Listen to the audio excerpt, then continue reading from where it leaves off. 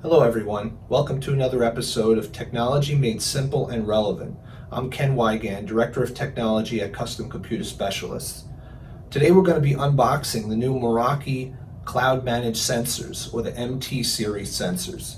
We're going to be unboxing the MT10, which is the indoor temperature and humidity sensor, the MT12, which is the indoor water leak sensor, and the MT20, which is the open-close magnetic sensor, which could be used on doors, windows, or even data center cabinets. So let's get going. Okay, first sensor we're going to open is the temperature and humidity sensor. This is the Meraki MT10. It's a very solidly packed box. And let's open it up. So inside you have the actual sensor itself. It's a very rugged sensor. It's got an indicator light here on the top, and you can see from the casing that it takes two AA batteries. These AA batteries will last 5 years according to Meraki. And let's see what else we have. I definitely want to show you a couple of other things here. It comes included with Energizer Max batteries. It has the instructional guide along with the serial numbers, a couple sticky notes here in case you want to put the serial number on the device or keep them for your records. And there's a couple different mounting options here I want to show you. So it comes with the back plate, which the device screws to. But the mounting plate itself has a couple different ways of mounting. So they do give you, this is just some information on the BLE, Bluetooth Low Energy Communication. Okay, they give you a bunch of things in here. Let's dump these out so you can see. And this is a magnet. It's really stuck in here. Okay, so the mounting plate itself, the device itself has a screw in it that allows you to mount the sensor to the backing plate. The backing plate itself has a couple different mounting options. If you're screwing it to some solid substance like something that's wood, you can simply use these two screws to connect in there. They're about 1 inch long. And if you are going into drywall or something like that, they do give you drywall anchors to connect in there. But the other thing that's pretty neat is if you just simply want to stick it to something, they give you a 3M sticky back. And this is magnetic. So you simply peel this, stick it on the device where you want to put it, and the sticky back just clips to it. And this is a really strong magnet. So they really give you a lot of versatile ways to mount this, so it really pretty much can be mounted anywhere. There's also regular sticky back tape. You could use that to mount it instead.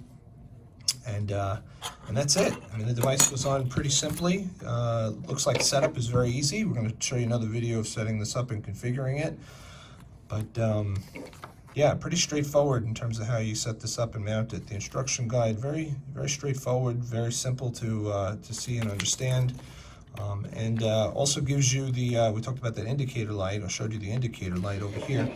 It shows you very clearly, depending on the color of the lights and their pattern, if they're blinking, slow blink, fast blink, it tells you exactly what's going on with the device. So we're going to set these up and I'm going to show you that in another video.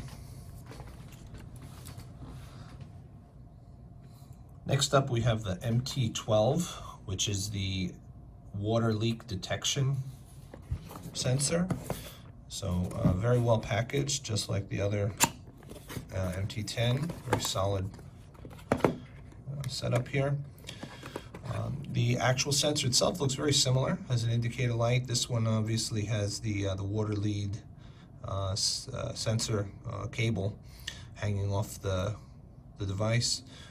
Has a USB-C connection in case you want to permanently power this device with AC. I should have mentioned on the MT10 also has the same thing. The battery in here is also two AA batteries, but in this case it's actually screwed in with these 4 screws. Mounting options are very similar to the MT10. So you still have the same mounting plate in the back. There's the little screw on the bottom that you would screw in there and clip it on. And then you have the two AA, again, Energizer Max batteries that come with it if you want to do battery powered. Again, it should last 5 years on a set of batteries. Here you also have the water leak detection cable itself. So this appears to be something like a 3.5 millimeter connection that will connect into the device. So this looks to be a standard plug. And this is an 8-foot cable.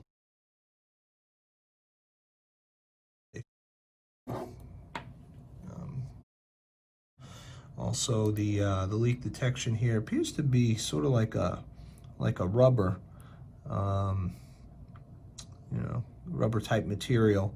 So generally with these leak detection sensors, you want to put them in an area where they're going to be able to touch the water, but if you have a concrete area, you really don't want them actually touching the floor. So when we go through mounting, we'll talk about some of these things, but generally you'll want to slide like a piece of cardboard or something underneath when you do the mounting and you clip it on. Let's go to the mounting options in here because the cable is actually something we're going to want to look at. It does come with similar instructions and the BLE sensor information. Let's go through the mounting options here and see what we got. Okay, so a lot of similar stuff. You've got the screws for the backing plate, you've got the drywall anchors, and you also have these sticky backs that will hold the cable in place. So if you have this cable, let's just untie this for a second and show you.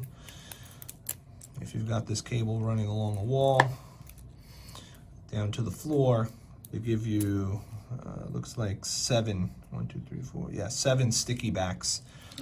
And then what happens is this cable simply just clips in here. Just prise that up a little bit, loosen it up. This cable will pry that up a little bit more. This cable will ultimately get stuck in there. That was a nice clip, actually. It feels pretty solid. And then you'll just peel the sticky back and you'll stick it on something. And that's it. Okay. So that's it. That's what we got in the box here. We're going to actually test these things out and see how they work. Everything I just mentioned is in this instruction guide here. Again, another very simple setup. Talks through what's included in the box. Shows you some various mounting locations where you can mount it on the wall, side of a cabinet or a rack, or even on the top of the rack, depending on really where your risks are in terms of your environment. So that's something that's very important that you do, is assess where those risk areas are, especially when it comes to water penetration, and you're going to want to position these accordingly. Okay, the batteries we talked about. The mounting setup is exactly the same as it was for the MT10, and the cable we clipped in, and it's got the same indicator light. So it looks to be again very modular, and sensors seem to really be built off the same framework. So looks pretty good, and we're going to test some of these things out. Let's get to the next one. Okay, last but not least, we have the MT20, which is the magnetic open-close sensor, typically used for doors, windows, could be used on a cabinet, door, etc. So again, by this point, you can see it's actually very similar to the other ones in terms of packaging. I do want to mention one of the clips was stuck in the bag for the MT12, so they actually give you 8 clips for the water leak cable to clip to the wall, to stick to the wall, I should say. But in this case, this is the door open close sensor. This one doesn't take as much power as the other ones, so it's a single Energizer Max AA battery. And this one does not have a powered option. By its nature, door open closes are going to be moving a lot, and having a cable connected to them is really not something you would want to do in most cases. So this is a battery only option. This is the MT20, and very clear. You can see if you've dealt with magnetic closures before, it's important that the magnetic piece is on the right side. So as you notice here, there's a very clear indicator as to which side the magnet needs to be on. So when these come in close proximity to one another, it sends a close signal, and then if something opens and they separate, then it becomes an open signal. So I'm going to try to pop this open and see if we can see inside here. Let's take a look and see how we can get in here. I may need a screwdriver for this. Oh, no, I don't. Okay. So yeah, this pops out actually very easily, and you can see there's arrows on it, which shows the right direction that the magnet needs to be in. So it's really clear here. Very well done. So when you put this back in, I'm not sure if it's keyed or not, it doesn't look like it. You got to make sure that these magnetic horseshoe shapes align with one another. Okay, I'm going to actually try to put it backwards and see what will happen. Can I put it in backwards? Yeah, you can. So you want to make sure that you put it in the right way if you do take it out. It comes out very easily, actually. It's pretty good. Okay, so now that's back the right way. I see the same status sensor on the side here, so we'll see if there's anything new with that. I'm going to open this up. I'm probably going to have the same mounting hardware here. Yeah, same Bluetooth low energy documentation. And let's look at the mounting hardware in here. So the screws, you'll notice, are a little bit thinner, at least the ones I see so far. Okay, so you've got double stick tape to be able to mount the sensor with that if you prefer. You've got 4 identical screws, and you've got 4 of the drywall anchors. So the way that these mount is you actually pop them off.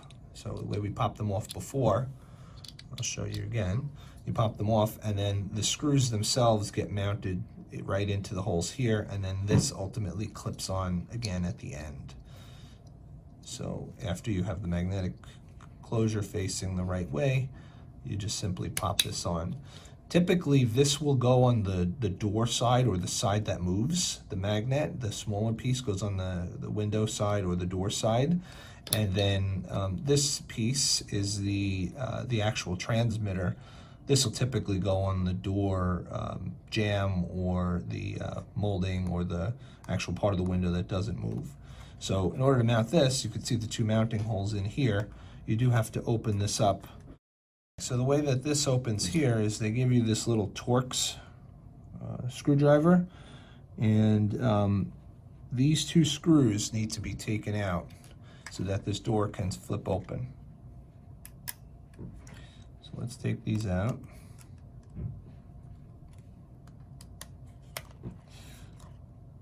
It's actually the same, it's keyed the same way on both sides of these. Okay, that's one. Very small screws, so don't lose these.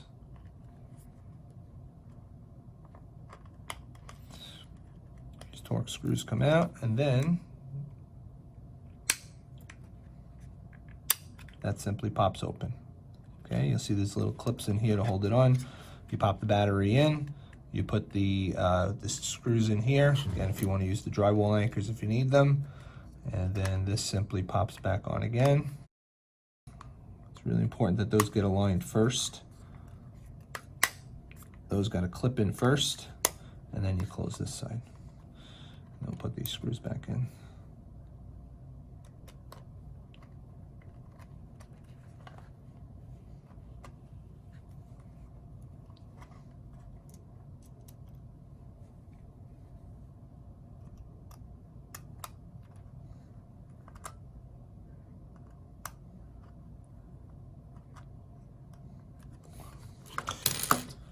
And there you have it. You can see that the magnet works because it's clipping to my paper clip. So now that you've seen the unboxing, we're going to get these things up and working, and we're going to show you every step along the way. So look for the other videos, and thank you for watching the series.